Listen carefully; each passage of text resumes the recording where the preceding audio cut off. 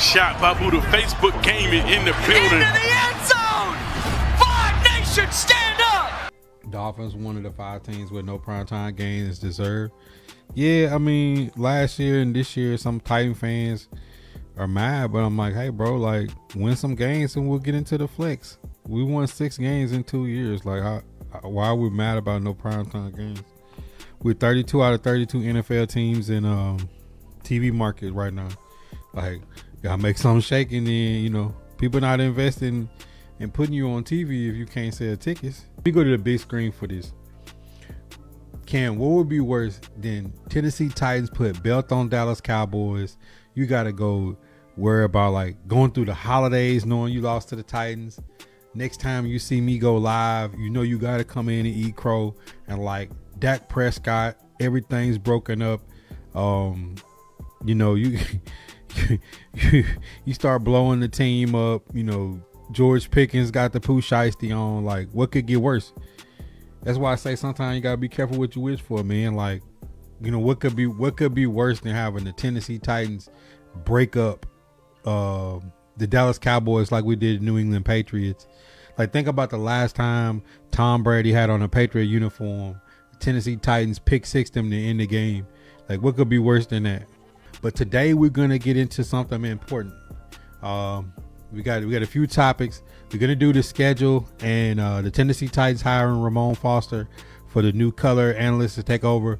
Rest in peace, Coach Mac. And we'll do that, and then we'll get into Iceman, because I've been slaying people in the comments, and like I'm just itching to get into that topic because it's very important, I think.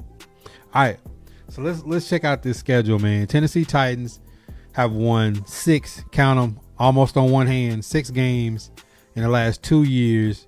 They fired offensive coordinator for a DUI, a general manager for the A.J. Brown trade. They've hired Rand Carthon. They fired Mike Vrabel with parted ways. He stepped down. Hired Brian Callahan. Fired Rand Carthon. Hired Mike Bergonzi. Fired Brian Callahan and his daddy.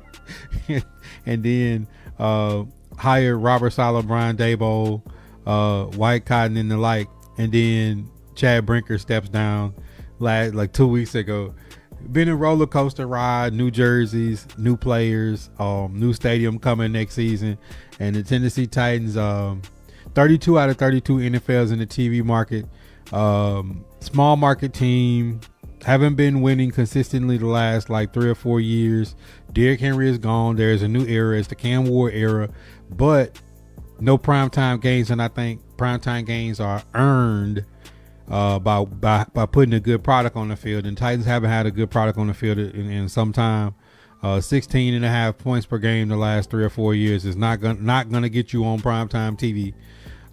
So there you have it. Tennessee Titans want to get on primetime, got to win some games, and let's start by looking at the schedule. And before I even look at the schedule, before I even show it to y'all know I've been on record saying 8 wins should be the plus or minus 1 the Titans should be looking for a successful season, because 8 wins would put them double their win total of the last 2 years plus 2 games with a new coaching staff. And like, that's fair, right? I mean, the Bears went from worst to first, and the Patriots went from a 4-win team to the Super Bowl. So like, expecting the team to win games that had the most money and cap space this offseason, as well as year 2 of a number 1 overall pick, a new coaching staff, another big year in free agency, and another good draft. So let's see what we got. All right, let's get into this, man. And y'all know the shop rules. Do not start getting ahead of us. Sometimes y'all like December 5th, like, bro, can we just go down the line? All right, there is one Cameron Ward. And preseason games, we got the 49ers, Salah's old team, the Seahawks. Hey, we've played the Seahawks in preseason a couple of times. The short story about me meeting Kanan Smith, which is Jackson Smith and Jigba's brother. He's a professional baseball player, and him predicting that JSN would be the best receiver in the league. that's the last time we played the Seahawks in preseason, and then we got the Bears. Shout out to all the Bears. It's a lot of Bears fans in my community for some reason, but shout out to the Bears fans. That should be fun preseason. 3 really good teams, 3 playoff teams, 3 teams that are at the top of the league, as well as starting the season off with the Jets. And let me be CCB was popping, my boy. Let me just be honest and say we gotta beat the Jets. Tavondre Sweat, Jarvis Brownlee Jr. already talking trash. Jermaine Johnson came from the Jets. Michael Carter, Tony Adams. It's a lot of people that came from the Jets that's now Titans, and a lot of Titans that's now Jets. We got to go. We lost to Geno Smith last year in Las Vegas, and that was the game that got Brian Callahan fired.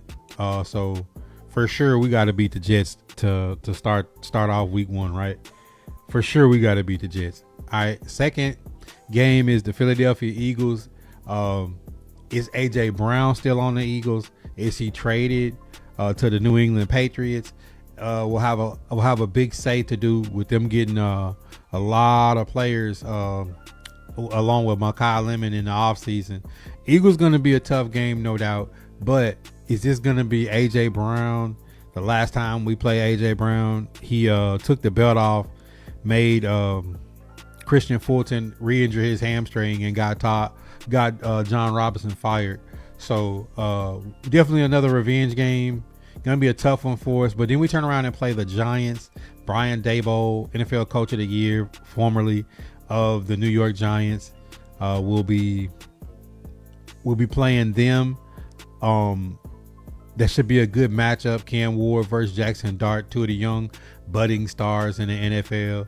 Like, did the NFL get the memo that the Tennessee Titans, everything about all their games are like revenge games? We got the Jets. We got AJ Brown if he's still there. You got the Giants with Brian Daboll playing his old team. And then who's next? Derrick Henry. But this will be the first time that we match up with Derrick Henry since he left Nashville.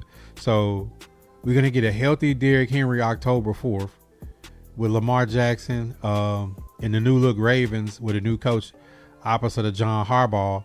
And then we follow that with the Texans, who I think got the best defense in the NFL. Bitter rival. We hate the Texans. The Texans hate us. They're mad because the Tennessee Titan franchise left Houston and is now in Nashville, and they got those ugly jerseys. Have y'all ever seen anybody say like, yeah, I'm about to go to Lids and get some fire Houston Texans gear? You never heard that in your life. All right, so then you got the Indianapolis Colts, another bitter rival. Will Danny Dimes be back healthy? Will they get off to the start that they got off to last year? My goal, I don't care how the games stack up. The Titans have to at least get out of this stretch with even 500 football.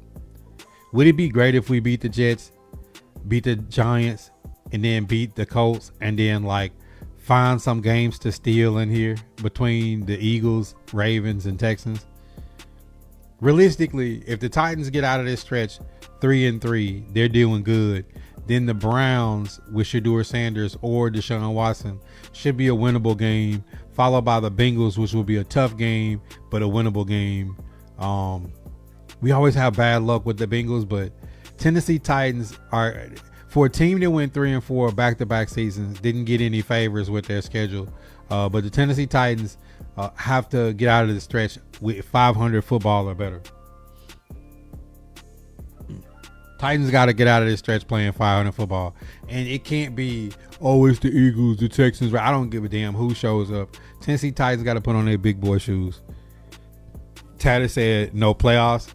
I mean, my prediction is not the playoffs. So it's like, to say no playoffs, it's not like it's a failure. If the Titans win the 8 games that I have them predicted to win, that's really a success. Like, to think that you're going to go from 3-14 back-to-back seasons to the playoffs would be like me being a biased homer fan. Would that be fair? I know a lot of other people that be very biased about that team would say, yeah, we're going to the playoffs. Not me. I'm an honest fan, bro. If you can't go 3-14 back-to-back seasons and say, yeah, my prediction is the playoffs. Now, if they surprise us and the Titans hop out like the Colts last year and 8-1 at the bye, I'm not going to sit here and argue about it either, because nobody had the Indianapolis Colts 8-1 to start the season last year. He said no, but they got to play themselves into the flex. Like, you can't demote your head coach and fire him in the first 3 weeks of the season and expect to get flexed in the primetime games with Bo Hardigree and Mike McCoy running the show.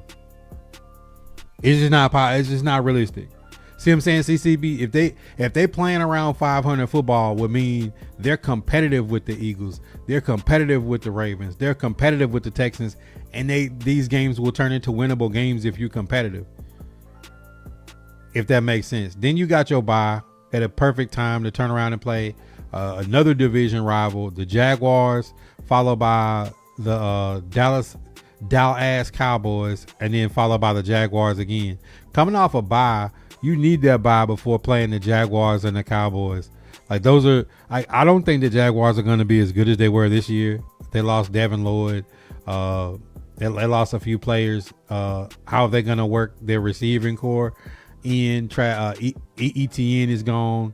It's going to be interesting to see how the Jaguars look this year with expectations of them being a playoff team. Hopefully the Cowboys are a shit show at a dumpster fire by the time we get there and George Pickens is melting down. That would be great. By the time we get into this stretch, Commanders to me is a winnable game. The Lions, we don't know what the Lions are going to be. The Lions haven't been healthy and ready since they melted down against the 49ers in the NFC Championship a few years ago.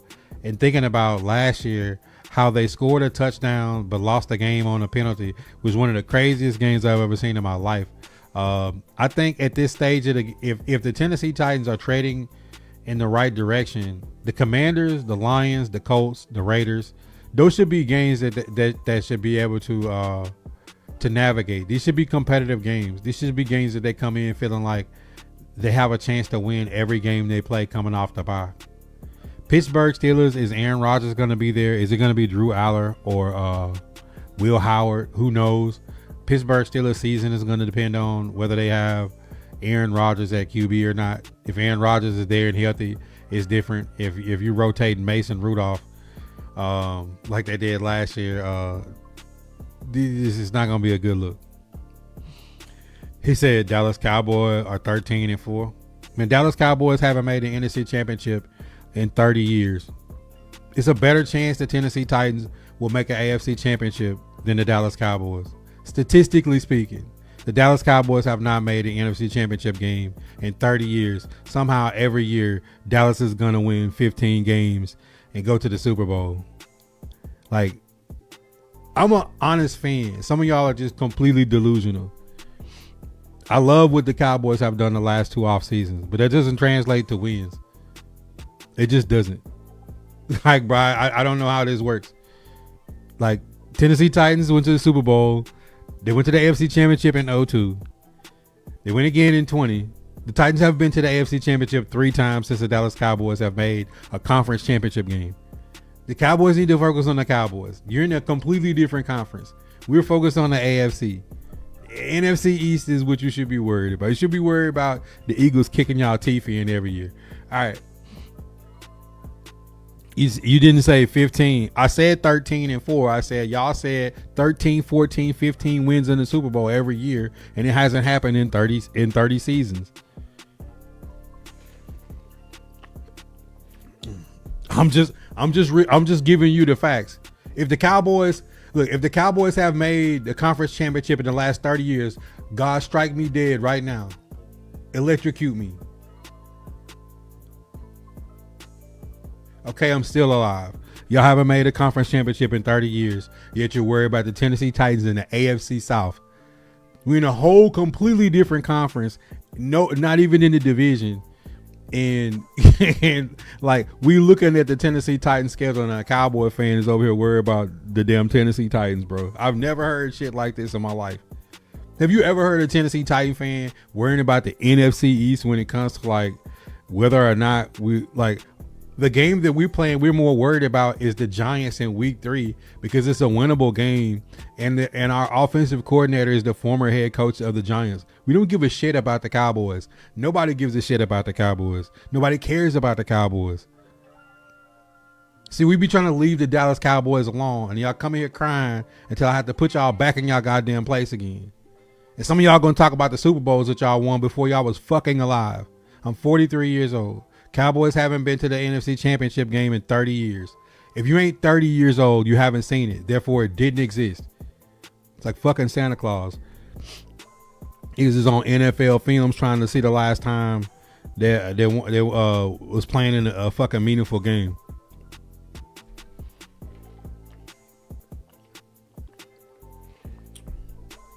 Look at your record against the Eagles. I know the Eagles have been to 2 Super Bowls in the last 5 years. When's the last time the Cowboys have went any fucking where?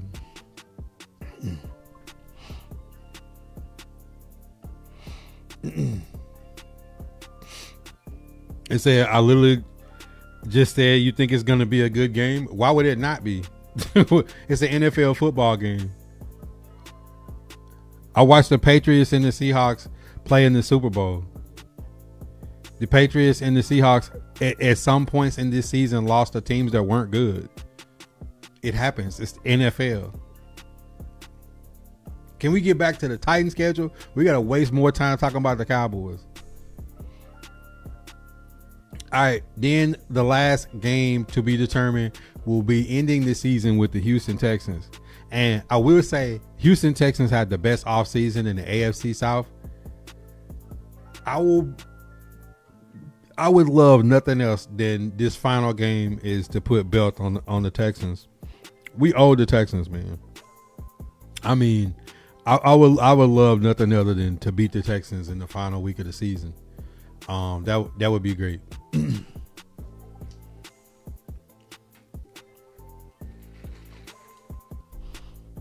But my number is 8. I think 8 games with all that they got, 8 games would be a successful season, bro.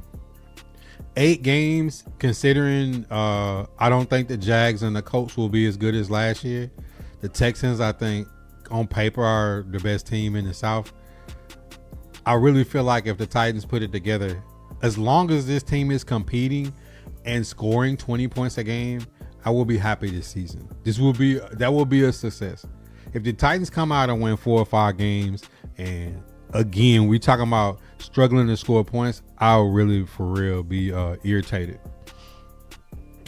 All right, now we're going to get into the second topic. And the second topic happens to be Ramon Foster, former Tennessee Volunteer, lifetime Pittsburgh Steeler. He's on 104.5 The Zone. I actually like Ramon Foster. I think that he's a good guy. I think that he has a positive attitude. We lost Coach Mack, and that was a big blow losing Coach Mack this year. Last year we lost Mike Keefe to the Vol Network, and Mike Keefe is the person who built the Titans radio network, which is basically the person that you heard calling out the Music City Miracle is Mike Keefe, and he's now the head of the volunteer network. And losing 2 legendary people in your radio system, and I told y'all, I don't know if y'all follow my post, I said it'd be big shoes to fill. You have Taylor Lewan, you have Keith Bullock, Ramon Foster, Blaine Bishop. The Titan fan base wanted somebody who was a Titan. Lewan is a Titan. Keith Bullock is a Titan. Blaine Bishop is a Titan. Ramon Foster has the experience, and he's a Tennessee guy, University of Tennessee guy. But even though he's on Nashville radio, he's a lifetime Steeler. And my problem is, this is not to discredit anything, because I'm happy for the brother getting the opportunity, and I hope he kills it with Taylor Zarza. But Keith Bullock was already on the YouTube. Taylor Lewan is Taylor Lewan. The Pittsburgh Steelers would never, ever, ever have a Titans guy be the color commentary of their radio. And my only problem with it is, when you look at Steelman, or you look at Buck Rising, you look at Ramon, all the Titans media people are now people who aren't Titans fans. I don't understand the logic of having the alumni already feel slapped in the face when you talk about like the Derek Masons and the Eddie Georges, Javon Curses, when they bring them back, the fan base gets so energized. And then you turn around and have people who are not Titans fans first to run the radio. And that's the disconnect in having a new stadium, new jerseys, Cam Ward, Jeffrey Simmons, finally getting some star power, having Robert Saleh and Dabo come in. And now the radio person is another person that's good, but not a Titan. And I think like that's a mistake. But I wish the best for I wish the best. I mean, you got Brad Hopkins, you got my boy McCourty, bro. Like, bro, my boy McCourty. You feel me? Like, you have a lot of personalities that are former Titans that I thought would have been good in that role, but ultimately, like, what can you do as a fan base?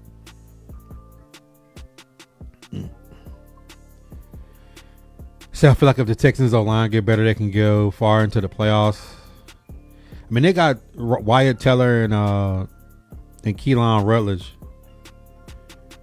You say you love Ramon? But see, like in the morning, like I don't like Ramon's co-host the best. So it's like hard to listen to the show in the morning. I like Ramon's positivity and the way he talks. I'm sure he's going to do a good job and he's super knowledgeable about football. It's just like, I kind of need, if I'm listening to Titans radio, I want some Homer. You know what I'm saying? I need a little bit of Homer.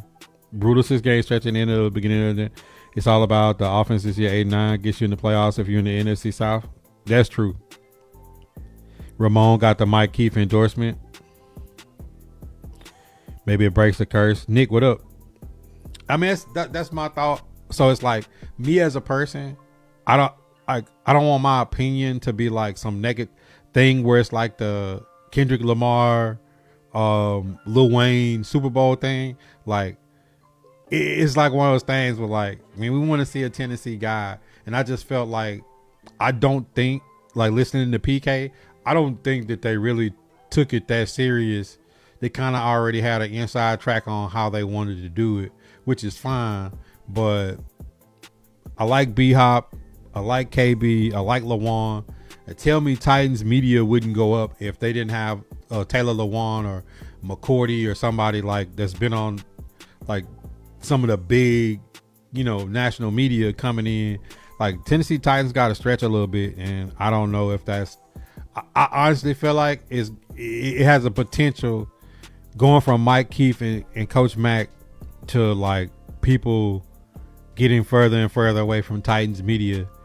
Good for me, you know what I'm saying? Because more people would be eyes this way. But I just feel like I wish that it would have been a Titans first guy.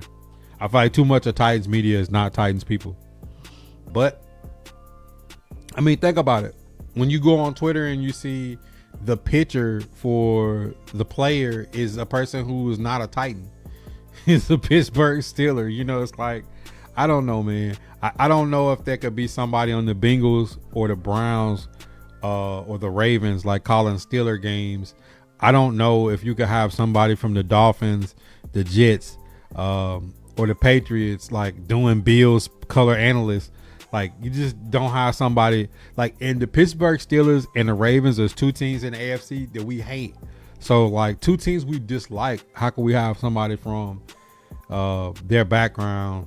You know, like when the Titans play the Steelers and he's doing color this year, what is he gonna do? You know what I'm saying? Like all jokes aside, like let's just ask this honestly. This is a lifetime Steeler, and he's gonna be sitting there on January 3rd calling a game from the Titans sideline. You know, it's like how does that equate into the how does that go into the equation that January 3rd a former lifetime Steeler will be in the Titans booth calling the game? Like how awkward is this gonna be? You know, game comes down to the last play and like the Titans win, and then like he sounds disappointed. Like this is gonna be weird, man. Like I don't know. Like I wish Ramon Foster the best. Like I hope he does a great job and kills it and proves everybody wrong. But as of right now, having a lifetime Steeler in the booth for the Titans against the Steelers is going to be awkward, and can't nobody tell me no different. It can't be the availability because Keith Bulluck, Taylor Lewan, all these guys have came out and said like they would have loved the opportunity to interview for that job. You know what I'm saying? So I can't sit here and say that this wasn't yeah, I don't know. You know what I'm saying? Like I guess, bro. So, you know, I'll be positive. I'll be the glass half full and say like Ramon Foster's gonna get in there with Taylor Zarzor and gonna make us feel like Mike Keith and Coach Mack is back in the booth again.